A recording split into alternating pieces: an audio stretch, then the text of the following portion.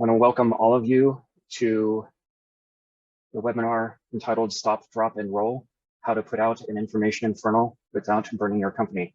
My name is Kirk Lesser, and I am president of Renaissance IT. And just a little bit of housekeeping before we begin. We will have questions and answers at the end, so feel free to place or use the Q&A button if you have any questions that you wish to discuss. And the order that things will go in is we'll have a little bit of an introduction about each of ourselves. I'm joined by Randy at City National Bank and Melnora over at MOC Insurance Services. I'll go into a little bit of what stop, drop, and roll means from a cybersecurity standpoint.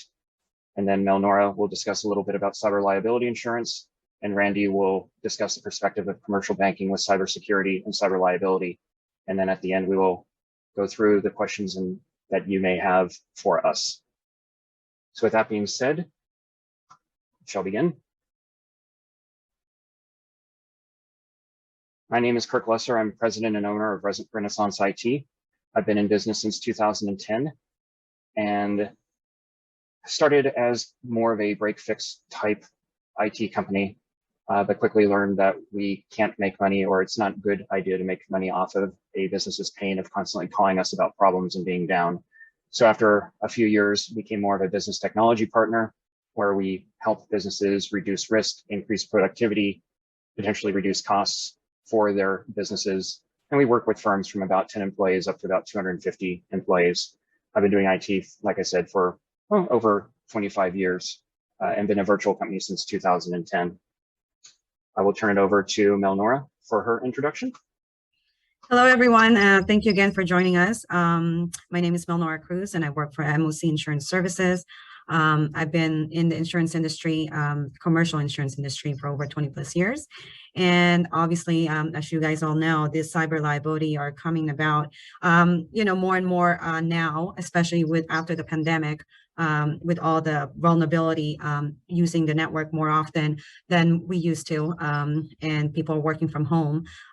So we are experiencing a lot more activities in that area. So this is hopefully will be an advantage and benefit for everyone to learn and at least just get some, takeaway for the day and kind of reevaluate your current situation and operation. So we are here to help you, and any questions that comes up, just please feel free to put it in the chat line, and we will be able to answer you whatever questions you have. Thank you. Thanks, Melnora. Next up is Randy with City National Bank. Hey, good morning. Thanks everybody for taking the time out of their day to join us. And hopefully this is insightful. I'll give you a little bit of background on myself. I'm with City National Bank, their commercial banking office out of San Jose. And I've been there about 4.5 years, been in commercial banking for about 17 years now.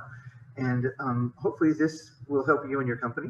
And I'll give you a little insight on how the bank looks at this as we move along. Thank you very much. Great. Thank you, Randy. So just to give a little bit of an oversight from a cybersecurity standpoint and what's at stake for your individual business.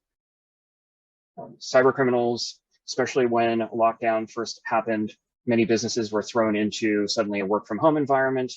Technology providers that were unfamiliar with a remote work standpoint through open ports, gave away laptops without proper security protections, and we saw a huge spike of cyber criminal activity. So once that subsided, we are now experiencing kind of this hybrid where some businesses are going back to work, some are continuing a work from home model, but cyber criminals are looking at mistakes that people are making in these transitions. So there's new technologies for remote working, and as of course, cyber criminals are increasing their attacks as well. Many people ask me, well, why are cyber criminals doing this? Well, it's all about the money. The tune of $1.5 trillion of revenue was made, according to an Atlas VPN study done back in 2020. And just to give you an idea of what $1.5 trillion of revenue is, that's more than the revenues of Apple, Facebook, Microsoft, Amazon, and Tesla combined. So some stats just to go over, that hackers are attacking and targeting small and large businesses every 39 seconds, or close to 2,300 times a day. There are 300 million fraudulent sign-in attempts to Microsoft Cloud services every day. Many people say, well, small businesses aren't being attacked, but that's untrue. 43% of cyber attacks target small business. And this was a study done last year. They're estimating that this can go up to 70% by the end of this year. 98% of cyber attacks rely on social engineering. This is a combination usually of phishing emails, of trying malicious websites, and even social engineering through phone calls. Once a company is infiltrated, it usually takes anywhere from 5 months to detect a data breach if the company is not ransomwared as of that point. And the average cost between insurance, downtime, reputation, and potential recovery costs on a business is about $133,000. That number is going up each and every year. I believe that by the end of 2022, they're estimating close to $200,000 for a business. So the next slide is just an example of a cyber attack. This came out right after the lockdowns happened in March of last year. On the left-hand side, you have a Johns Hopkins website provided up-to-date information about the spread of COVID-19. And then on the right-hand side, there were emails falsely claiming to be from the Center of Disease Control that had people click on a link to go to a malicious site that, if you can look, looks very similar because it basically draws the data from Johns Hopkins.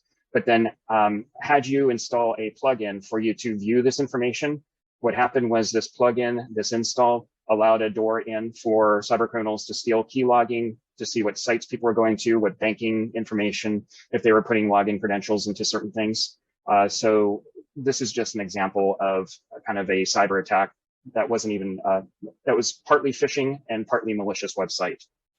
So what happens if you were breached or ransomware? And looking at the poll that we have, had about 15 people vote.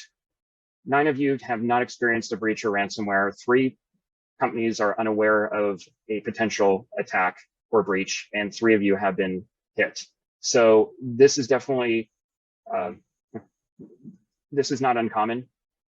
And as such, it's good for those that have been through a breach or ransomware and those that have not to understand what you need to do if you experience one of these conditions. So I like to break this down into kind of the fire drill.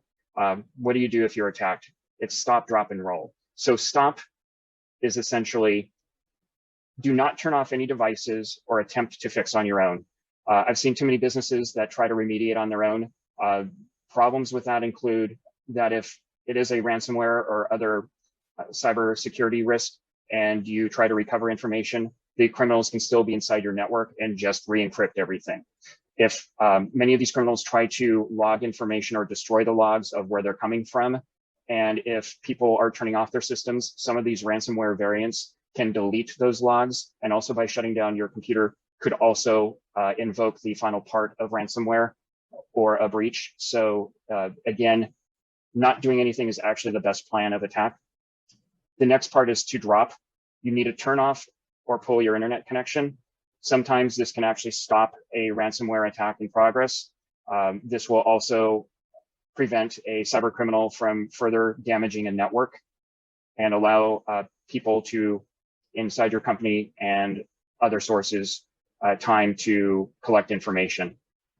And then the final part of this is to roll with your cyber incident response, potentially contact your business attorney and or insurance company. So essentially, in these parts, again, many companies try to do their own remediation, try to see if they can fix things, and they end up getting a whole lot worse. Many times companies are afraid to talk to their insurance company about invoking a potential claim and end up going out of business because they're not doing things the proper way, or cannot even file a claim because they didn't do the proper steps. You also want to talk to your business attorney because there may be channels that you have to approach social media. If a company gets breached or attacked and they post out somewhere or email somebody that we've been ransomware, you may be facing some legal issues. You are definitely going to be facing some reputation issues until you can get somebody inside to actually see what the damage is and where the potential impact is as well. Finally, sometimes these ransomware payments, if they are going to certain countries that are viewed poorly by the United States, you may be violating a crime as well for paying a foreign country. So again, the first thing you need to do is, once you've stopped and dropped, is open up your cyber incident response and or contact your insurance company to at least get the ball rolling and make sure to get your company back up on its footing as quickly as possible. So the question is, well, that's great. How can we prevent this in the first place? Well, there are certain things that you can do to help prevent, educate, and even steps to remediate and get back into business faster. And so part of this is education. One of the biggest things you can do as a company is set up phishing tests and training for your employees. It has been proven that by doing these tests at least once a month for a year can drop potential phishing attacks by up to 95%. So that is one thing that can be done.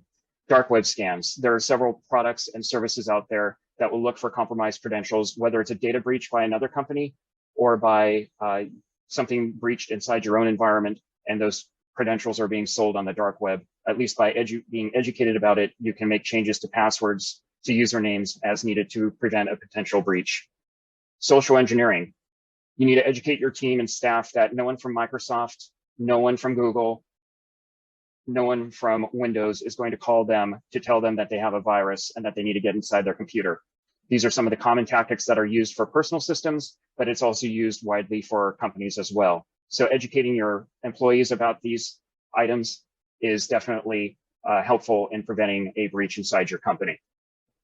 And then the next three are actually policies, or next two, to have HR policies in place and to have accounting policies in place. So HR policies include things like computer use agreements, also your views and agreements on work from home environments. If people are using their personal computers, are they allowed, are you putting security tools on them to make sure that they're not potentially breaching your network with something that's on their system? If an employee leaves a company, what are your tactics and ways to remove potential sensitive data and remove their credentials off a network so that way it doesn't leave an open hole, whether it's a disgruntled ex-employee or a potential opening for a cyber criminal? Similar with accounting policies, what are your, if you have electronic file transfers, if you are sending money as far as an electronic transfer, do you only have certain people allowed to do that? Does it require sign off? Because many of these cyber criminals will send a phishing email of, hey, I need a wire transfer for this account, and it looks legitimate.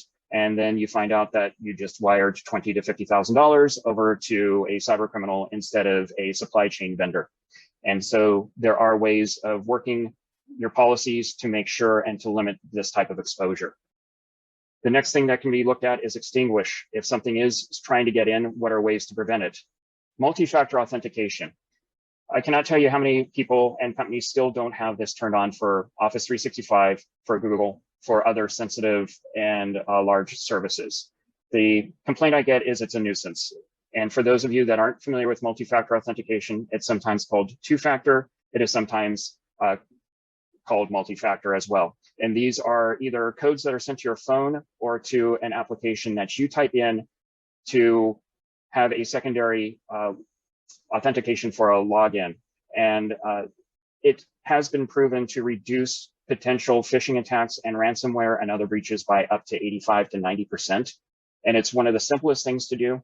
It is a nuisance, I get it, but it's also a nuisance to put on your seatbelt every day when you get in the car. But if that helps prevent you from getting in an accident, then it's a nuisance that we've put up with. Next generation antivirus, if you're using something like Norton or McAfee, those are more legacy. They require something called a signature, which are updated a few times a day. But if there's a new ransomware variant, if there's a new virus that is out there, it takes time for them to update. There are next generation antiviruses that anticipate and are using either AI or machine adaptive processes to get ahead of these attacks. Filtering, network and spam. Spam filtering, I think we're all quite aware of. Network filtering, there are services out there that will look at where traffic from your network, whether it's on your laptop or your workstation, go to. If it senses that it's trying to send information to, say, an Eastern European country suddenly, it can block it and alert your technology provider of a potential attack. So it's something that can help aid in stopping that type of situation. Updates and patches. we all hate it that Windows constantly seems to be updating every 24 seconds, but there are consistent risks and holes in Microsoft, in Windows, in Office, even on Macs, Adobe, all of these applications. You need to make sure that they are updated and patched. Just in the last month, Microsoft patched over 1,000 flaws in all of its products. So making sure that you're on top of that, you're at least preventing an easy way for a cyber criminal to get in. And then finally, encryption. For those of you that are just sending email out, it goes out basically in the open. Someone can potentially hijack it, view it, read it. So if you're sending sensitive or personal information over just a typical email, you may be opening yourself up for a potential attack down the road. There are plenty of services that will set up encryption, whether it's sending an email and then the person on the other side opens it up in a portal and can respond in a safe environment. That is one way of doing that. There are also computer encryptions. The most common is BitLocker for Windows. Relatively easy to set up, but what it prevents happening is if you have an employee that loses their laptop, it gets stolen, their data on there is encrypted, so it makes it very difficult for someone to retrieve sensitive or private or potentially damaging information about your business. Finally, an alarm. What do you need to do when something does happen? Making sure you've got good backup disaster recovery.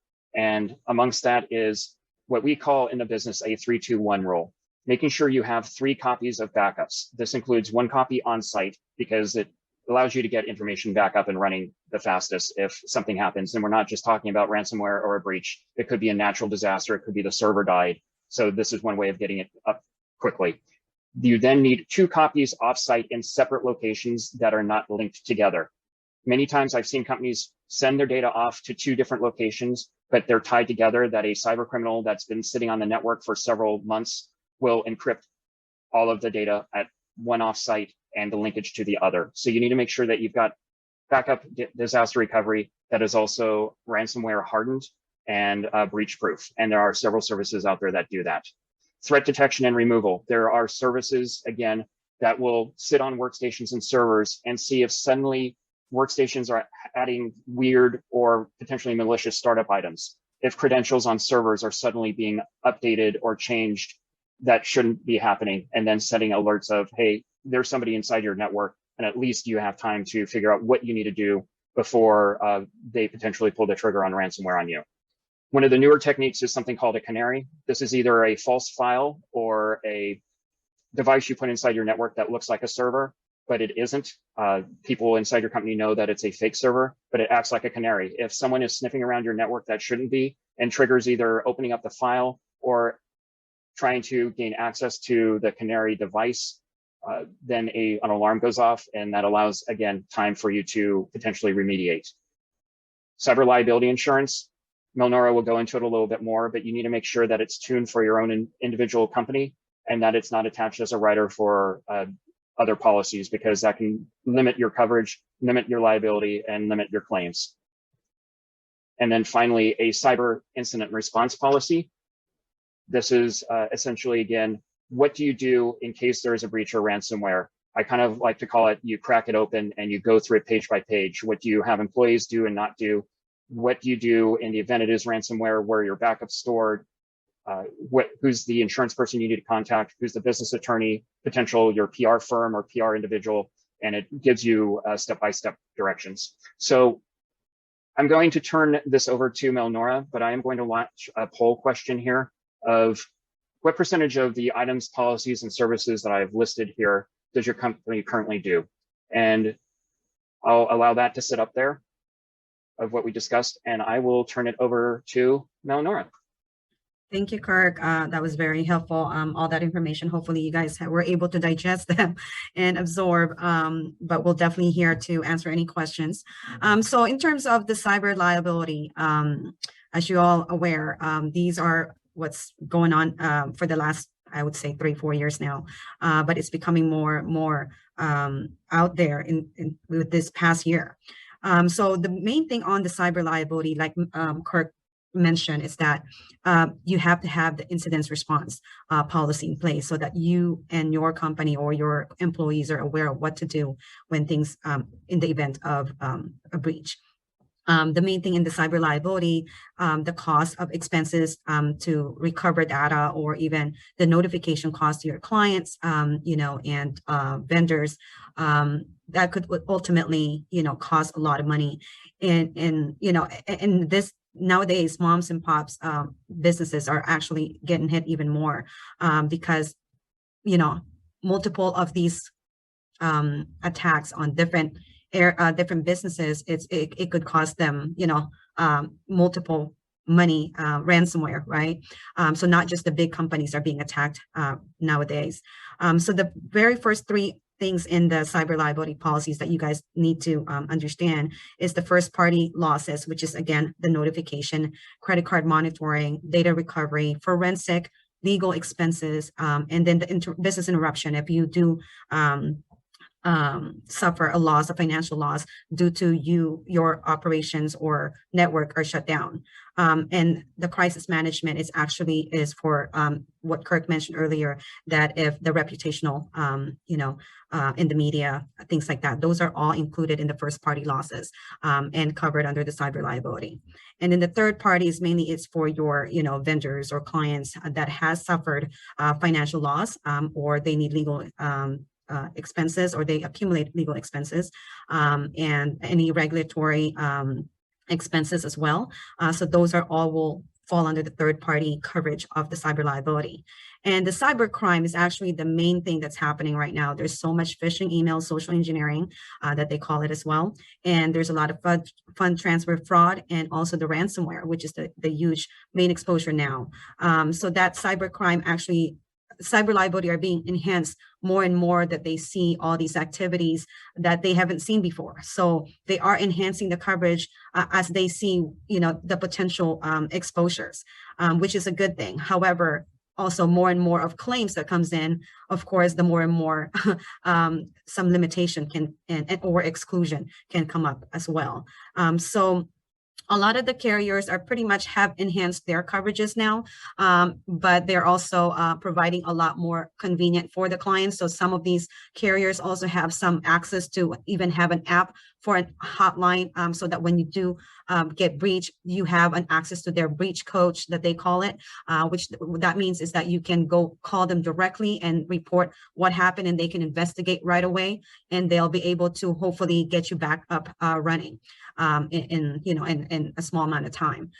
So we would definitely highly recommend that you look into the cyber liability policy, and us as an agent will be able to help you analyze your risk and see what really are the exposures in your company. And we've seen a lot of clients nowadays that are even just on a notification cost. That alone can cost millions of dollars, depending on how many vendors or how many clients, how many employees you have. And that's what I wanted to stretch as well, that you might not have an exposure towards the clients. Let's just say you're not collecting a lot of personal identifiable information, but you might have employees that are also exposed to these kind of breach and attacks. So you might want to protect them as well, because then you have to provide those forensic investigation as well, especially if their social security was breached and was provided to these hackers or attackers. So you might want to prevent that from happening as well. So because a lot of companies are thinking, okay, well, I'm not exposed to these, mainly for my clients because I have third-party vendor that's handling that information. So again, you might want to look into your third-party vendor as well, and how they protect their data. Are you protected as well as part of their being a vendor? So those are the things that I would like to express and explain to my clients also. So if any questions regarding the cyber liability, or we really like to call it a privacy network and data breach, because cyber liability sometimes is limiting to just networks. Just to give you an idea too, that cyber liability policy also covers non-electronic. So if you have some papers laying around and then or put it in recycle or even shred it, and someone was able to get a hold of those information and either put it together and still got the address or social security or account number, things like that, that is also covered under the cyber liability. So please note of that, that it's not just through a network, not through a computer, it's also the non-electronic. So I think I'll leave it at that. If there's anything that you guys wanted to ask, just let me know. And I guess I'll hand it back to Kirk or Randy. Kirk? Hi, thanks, Melnora. Sorry. I appreciate the talk. I put up a quick poll for about 30 seconds to see who, if amongst our attendees, are currently carrying cyber liability insurance. And I'll close that poll in about 30 seconds and we'll move on to Randy. But I appreciate that information. I actually learned a couple of things as well. I did not know that shredded papers could be covered under a cyber liability insurance policy if it was put back together. So always something to learn. It looks like we've got, from about 14 polled, it looks like 6 yes, 4 no, and 4 do not know. So definitely something worth investigating for those that have a no or don't know, and even for the yeses to make sure that your policies are tuned for your particular industry. So I will end that poll and we will move forward to Randy. Hi, thanks, Kirk. Well, as you know, as you've learned in the webinar, that cyber crimes are on the rise. I know we've seen the pipeline, we've seen the meat company, and those are the ones, the big ones you hear about, right? And so as it becomes more mainstream, right, the banks are going to look at this as well, right? Because if you have a cyber crime or an attack in the current environment and you're not protected, right, the bottom line is the business is losing cash flow. It's losing profits. You could be in violation of a covenant from a cyber attack or ransomware. You know, there are multiple things that could happen. You know, is your in-house IT department aware of what your current banking situation is and how a attack or loss of income could affect your covenants? Are you is your company in a covenant violation? Right? The banks are going to work with you. Right now, your bank should work with you on that and help you get through that. But it depends on the severity of the attack. So I think if there's one thing to take away from what we've talked about today is it's way better to be proactive than reactive. And just like anything else, the criminals are going to go hit the easiest targets. They're not going to, if you have something set up there for your business, they're not going to hit you. They're going to go to somebody who doesn't, right? I mean, first and foremost, they're criminals. They want easy money. Just don't make it your money or your company's money, right? And as this becomes more mainstream and we hear more about it, I haven't seen it yet, but like we ask for flood insurance, we ask for content insurance, we ask for property insurance and liability insurance, the banks may start asking for cybersecurity insurance, or at least to look at your policy. And it's better to be, again, proactive versus reactive, right? And as your banker, or as a banker, I'm starting to talk to my clients about it and want to be proactive and help my clients be able to meet and talk to people like Kirk and Melnora to put a plan together, an all-encompassing plan, right? From the electronic version to the paper version and things of that nature. So that's just really what the banks are starting to chatter about. And I just wanted to make everybody aware of it. And I appreciate everybody's time, and I'll turn it back to Kirk. Thank you, Randy. Yeah, very interesting that on the banking side, I actually read that there is a Gartner study that they may start, not Gartner, but banks may start assigning a number like a credit score to a company based on how secure they are against a cyber attack. And that may be coming up in the next couple of years. So much like a credit score or a DMV number, you're going to get the same thing from banks or different firms on how secure you are as a business. So I always thought that was interesting. So yeah, and that could affect, you know, what the interest rate is on your line or your loan. Right. So good information. Great. And Kirk, actually, I wanted to add real quick, in terms of the underwriting, a lot of carriers are starting to be stricter in terms of the information that they collect now, especially on their safety and control. In the ransomware, they're limiting the limits on those coverage because that's what they're seeing a lot more and they're getting hit. So they are very, very strict in terms of what controls are in place before they can even put out limits or higher limits to the clients. So great. Just wanted to let you know that. Wonderful.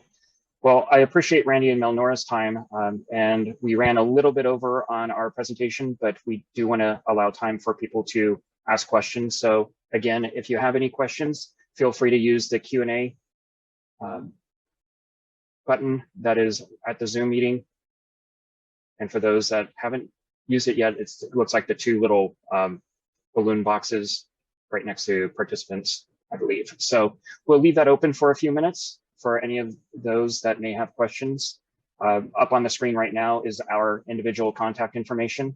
Feel free to reach out, even if it's comparing things. If you want us to be a resource, we're more than happy to discuss items with you, whether it's from a technology perspective, a banking perspective, or an insurance perspective.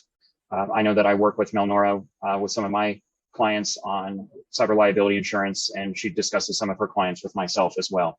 So it's if nothing else, it's a good networking way to get to know some very talented people in various industries. So we will leave this open for just a few more minutes.